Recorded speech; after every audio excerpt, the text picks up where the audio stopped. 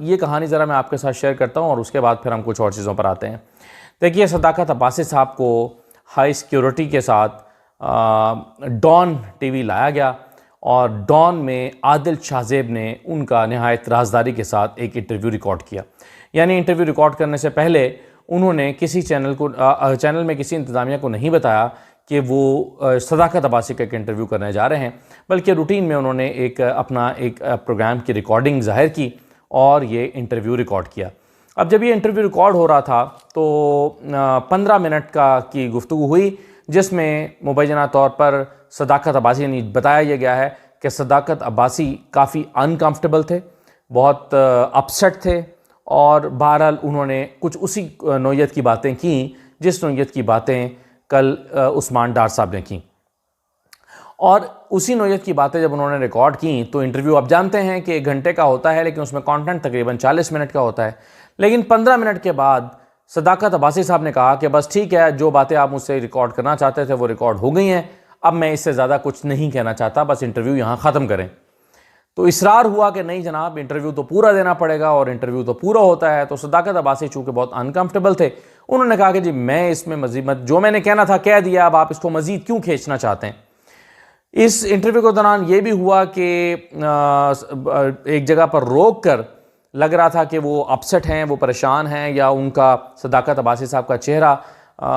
जो है वो बहुत ही डल लग रहा था। तो उस वक्त उनका इंटरव्यू रुकवा कर दोबारा मेकअप किया गया और उनको थोड़ा सा फेस को फ्रेश किया गया, ताकि वो ऐसा लगे कि वो किसी दबाव या परेशानी में इंटरव्यू नहीं दे रहे, बल्कि उन्होंने गौर व खोज करने के बाद एक फ़ैसला किया कि हाँ, तहरीक इंसाफ एक दहशतगर्द जमात था और इमरान खान के कहने पर 9 मई के वाक़यात हुए थे। तो उनका मेकअप वगैरह करके उनको दोबारा से थोड़ा बेहतर किया गया और फिर ये इंटरव्यू रिकॉर्ड हुआ। अब ये इंटरव्यू रिकॉर्ड हुआ, मतलब जब ये शोर मच गया कि भाई अब वो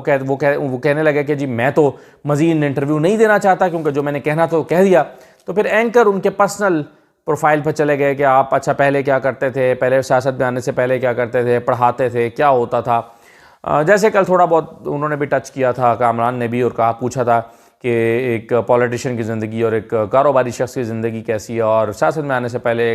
एक आप बिजनेसमैन थे और ये था और वो था, इस तरह की चीज़ें। तो हमारा इंटरव्यू रिकॉर्ड हो गया। लेकिन जब इंटरव्यू रिकॉर्ड हो गया और चैनल इंतज़ामिया को पता चला कि इंटरव्यू इस तरह से रिकॉर्ड हुआ है, तो उसमें जो चैनल के अहम ओहदेदारान हैं, अहम ओहदों पर बैठे हुए लोग, जिसमें एडिटोरियल बोर्ड के लोग हैं, जिसमें प्रोग्रामिंग हेड और न्यूज़ हेड्स हैं, उन्होंने इस पर अपना एहतजाज रिकॉर्ड किया और उन्होंने कहा कि इस तरह से अगर ये इंटरव्यू ऑन एयर जाएगा तो फिर हम अपने इस्तीफ़े पेश कर देंगे, हम इस इदारे में काम नहीं करेंगे। तो कुछ 4-5 बड़े अफसरों ने, जो कि डॉन से ताल्लुक़ रखते हैं, सीनियर पोस्ट पर हैं, उन्होंने चैनल के साथ मज़ीद काम करने से इनकार कर दिया और उन्होंने कहा कि ये कोई जर्नलिज़म नहीं है कि इस तरह से प्लांटेड इंटरव्यूज़ किए जाएँ, और अगर प्लांटेड इंटरव्यूज़ ही चलाने हैं तो फिर हम इतने क्रेडिबल इदारे के साथ काम करना मुनासिब नहीं समझते। चैनल इंतज़ामिया ने अपने जो ये ऑफिसर्स थे, अफसरान थे, एडिटोरियल बोर्ड और अहम ओहदों पर बैठे हुए लोग, बड़े जर्नलिस्ट, उनका ये दबाव कबूल किया और वो इंटरव्यू आज नशर नहीं हुआ। तो ये एक बहुत ही इम्पॉर्टेंट डेवलपमेंट है। यानी डॉन चैनल ने बाकायदा तौर पर यह दबाव महसूस किया और समझा कि अगर इस तरह का कोई प्लांटेड इंटरव्यू चलेगा तो इससे हमारी साख मुतासिर होगी, इदारे का नाम मुतासिर होगा, इदारे की साख मुतासिर होगी। उनका ख्याल था कि अगर इस तरह से हिरासत में ना होते सदाकत अब्बासी, क्योंकि सदाकत अब्बासी तो हिरासत में थे और आज जब उनका ये इंटरव्यू चलना था तो आज ही उनकी ज़मानत भी हो गई थी। यानी कैसे इत्तफाक की बात है कि वो पहले से मतलूब थे, उन पर FIRs थी, उन्हीं FIRs पे वो पकड़े गए थे, लेकिन आज चूँकि जब उनकी रिहाई अमल में आनी थी तो वो आज ही उनकी ज़मानत भी मंजूर हो गई थी। तो ये इंटरव्यू चलता, उसके बाद वो ही वुड बी